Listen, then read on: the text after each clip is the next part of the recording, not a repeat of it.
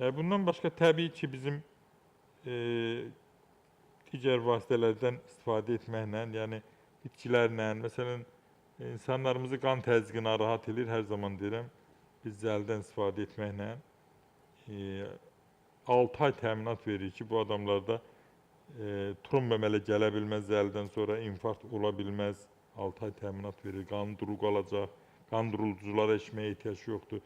Adamlar var, deyir ki, mən əməliyyatdan sonra mənə həkim dedi ki, kardiocərrah dedi ki, ölənə qədər sən qan durulducu içməlisən. Mən isə deyirəm, Seyfəddin doktor olaraq, ən gözəl qan durulducu zəlidir.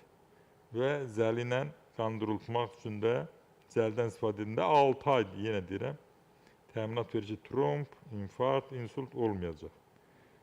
Bundan başqa qan təzyiqini təhlükəsiz eləyir.